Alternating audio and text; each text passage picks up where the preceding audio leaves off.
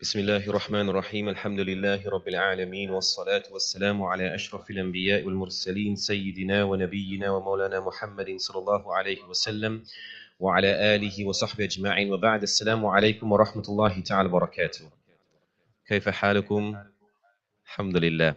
Beloved brothers and sisters in Islam, we are continuing with our fiqh inshallah. In fact, this will be my last fiqh session before Ramadan.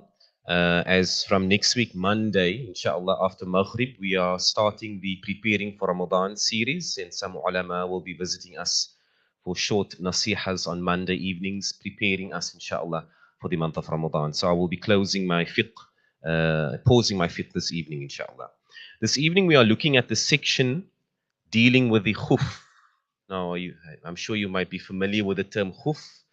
Khuf refers to a leather sock that was worn in the time of the Prophet sallallahu alaihi wasallam, and we are still in the chapter of tahara, the chapter of purification, because the khuf affects the ways in which we, of course, enact the rules of purification.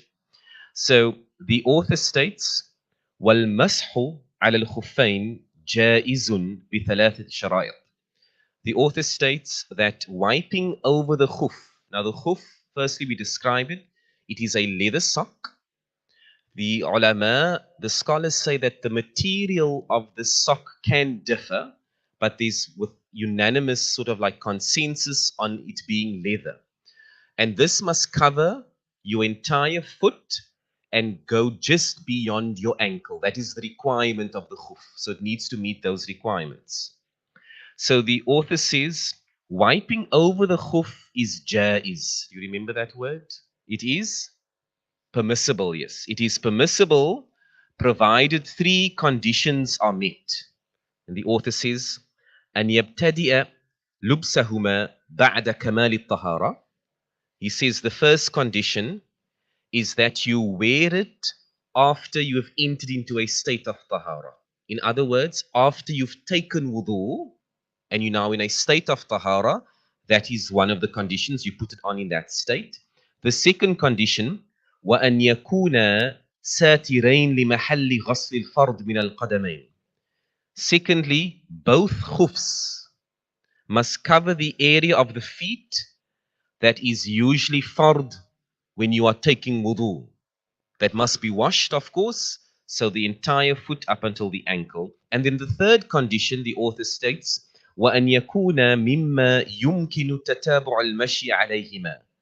That they are made out of a substance which is strong enough that you are able to walk around with them without them breaking. Right? So here we get a condition of that. Now the second section relating to the khuf is really interesting, which I think we must be quite clear on, inshallah. The second section deals with the duration. So how long can you wear the khuf? So the author states, وَيَمْسَحُ الْمُقِيمُ يَوْمًا وَلَيْلًا وَالْمُسَافِرُ ثَلَاثَةَ أَيَّامٍ وَلَيَالِيَهُنْ وَابْتِدَاءُ الْمُدَّةِ مِنْ حِينَ يُحْدِثُ بَعْدَ لُبْسِ الْخُفَّيْنِ فَإِنْ مَسَحَ فِي الْحَضَرِ ثُمَّ سَافَرَ أو مسح في السفر ثم أقام أتم مسح مقيم. So the author says that this is the duration of wearing it. That someone who is muqim, who is resident. So of course you either muqim, you are resident, or you are musafir, you are a traveler. And we've dealt with that just before December, or during December we looked at those terms. So the author says someone who is muqim, who is resident, is allowed to wear the khuf and apply the khuf for a maximum of 24 hours. So if you are not a traveler, the khuf can be practiced upon for 24 hours. And if you are a traveler, for up to 72 hours. So the khuf can remain on your foot for up to 72 hours. And this is a very important point according to the author. The duration of wearing it is not from the point of you putting it on. That's not when you start calculating the time. The duration, according to the author, begins when you now there are two opinions here, but I'll read the opinion of the author first. When you lose the state of tahara, wudu. So you take wudu and you put on the khuf, Now, of course, you're in a state of tahara and the khuf has been worn, but its period is calculated according to the author when you, let's say, you had to urinate or pass wind. From that moment, according to the author, you calculate your duration. So if you are wearing it, and let's say you didn't break your wudu, and maybe 3 hours later you break your wudu, from that point you calculate either your 24 hours or your 72, depending on your status. The other opinion which the scholars, which is actually quite a prominent opinion, is that the duration begins when you need to take another wudu.